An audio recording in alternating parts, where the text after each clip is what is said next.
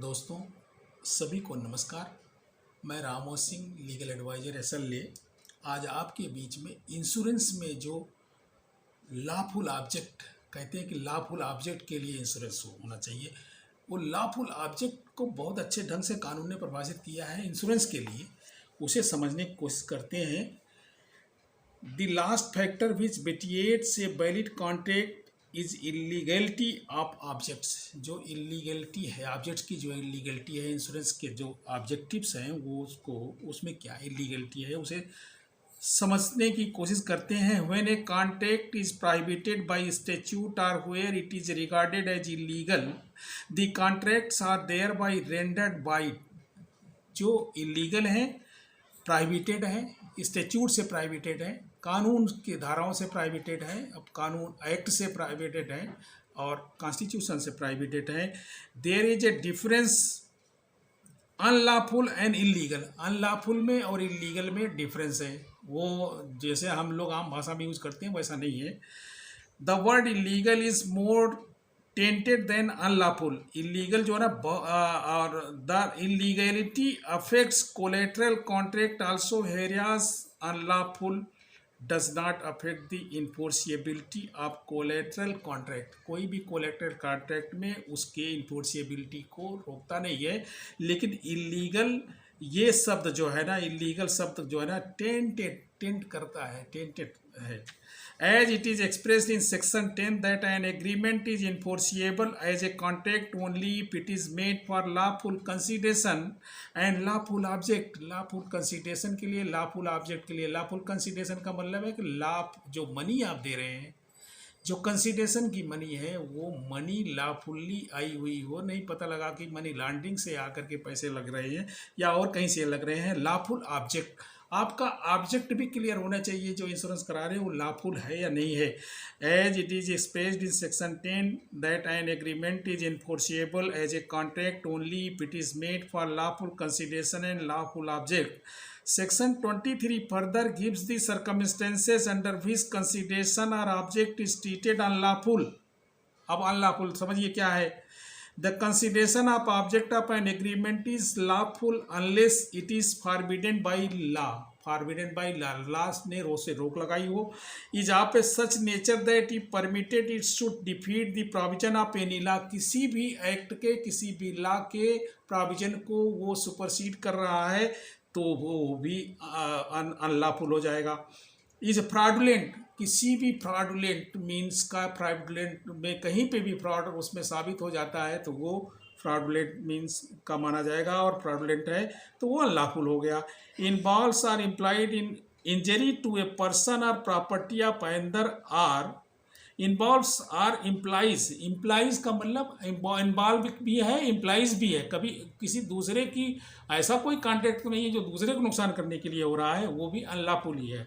The court regards it as a immoral और opposed to the public policy. जिसको court, जिसको immoral और opposed to public policy के, public के interest में नहीं है, वो उसे भी जो ना अनलॉफुल माना है। In each of these cases, the consideration or object of an agreement is said to be unlawful। Every agreement of which the object or consideration is unlawful is void। जिसका consideration unlawful है वो void contract है। It is obvious that a contract to be valid, the object and consideration must be lawful। All the factors 1 to 5 is forbidden by law, is of a such nature that if permitted it should defeat the provision of any law, is fraudulent, involves or implies injury to person or property of another, involves or implies injury to person or property of another, the court regard it as immoral and opposed to the public policy। ये पांचों 1 to 5 अगर हैं तो unlawful हो गया। Any one of the above factors enumerated above section 23 has vitiating effect to a contract, so insurance contract are also governed by the section 23 of Contract Act। जो insurance का contract है वो और कॉन्ट्रैक्ट से differ तो है, लेकिन है तो कॉन्ट्रैक्ट है तो सेक्शन 3 को सेटिस्फाई करेगा। Keeping apart other factors enumerated above main attract the consideration and object in insurance contract are immoral opposed to public policy. अब immoral consideration immoral है और अपोज टू पब्लिक पॉलिसी है, तो वो कॉन्ट्रैक्ट नहीं होगा, वो इंश्योरेंस का कॉन्ट्रैक्ट बीटीएट कर जाएगा और वो कॉन्ट्रैक्ट जो ना बाइट होगा। इमोरल कंसीडरेशन, अब वहाँ बात आई इमोरल कंसीडरेशन की ना, तो immoral consideration, what is immoral consideration? It is generally stated that contract bonus more contrary to good morals are void. However, court in England have limited the application of the rule to sexual immorality. An agreement, though innocent in itself, will be vitiated if intended to further an immoral purpose and known by the parties to be so intended. दोनों पार्टियों को पता है कि ये immoral है, तब वो अनलॉफुल हो गया, इमोरल हो गया।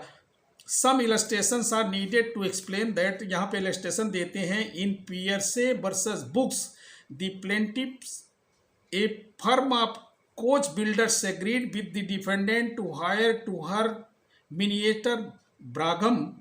The defendant was a prostitute and she used the carriage and furtherance of her immoral trade. The purpose was known to one of the plaintiffs. She failed to pay the rent and plaintiffs brought an action to recover the money. It was held the agreement was tainted with the immoral purpose, hence the plaintiffs could not recover. क्योंकि दोनों को पता था वो prostitute थी, उस prostitute के purpose के लिए ट्रांसपोर्ट कर रही थी, और इनको भी, इनमें से भी प्लेंटिफ्स में भी जो है, जो करने जो कॉन्ट्रैक्ट में के पार्ट थे, उनको भी पता था। दोनों को पता होने की वजह से जब वो कोर्ट में गया, कोर्ट में जाने के बाद ये माना गया कि ये जो प्लेंटिफ केस लेकर के आया है, इसका एग्रीमेंट ही वाइड था, एग्रीमेंट वाइड था, तो कोई क्लेम नहीं बनता है। ऐसे हालत में कोई क्लेम नहीं बनता है। दूसरा एक केस है इन uphill versus right. The plaintiff sued for a rent of a flat let to the defendant with the knowledge that she was the kept mistress of a person who used to visit her there. The court held that as the flat was let for an immoral purpose, the plaintiff could not recover. एक case ऐसा और भी था जहाँ पे plaintiff sued for the rent of a flat let to the defendant with the knowledge that she was the kept mistress of a person.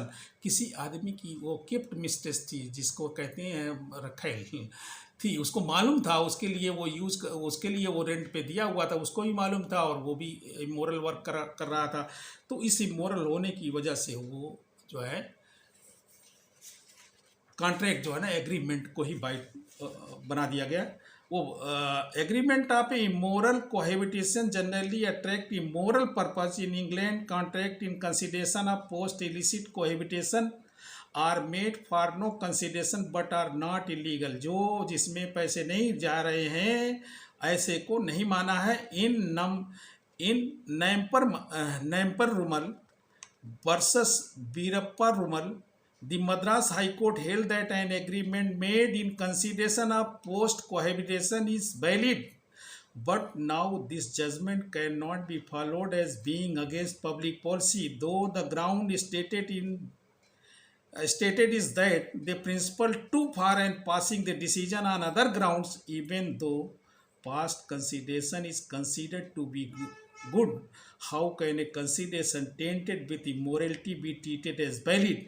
However, the cohabitation is of an adulterous nature, is an offense which attracts the general principles of the public policy. In modern times, the live-in relationship has been allowed, and there will be no offense if two major male and female with their consent live together and have sexual relations.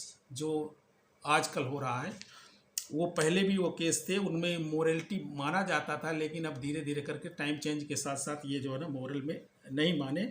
ऐसे ही है एक Eurodiam Limited Bathurst the plaintiff diamond merchant in a London as desired by their customer insured their goods in the form of a Lloyd's firm and sent the diamond to the German firm on sale and return basis with an understated invoice which would enable the customer to avoid German custom duty.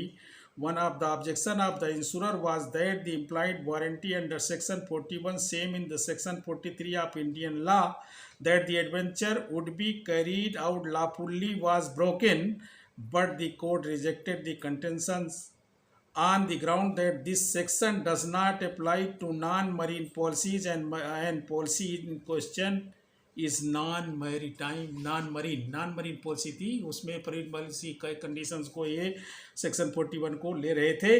But where goods illegally imported without declaration are paying the excise duty were insured against theft, the insurer not being aware that they are customed articles liable to be forfeited, though the policy is not tainted with illegality. It has been held that it is the against public policy, जहाँ पे public policy के against हो गया, ये भी गया, इनका भी गया.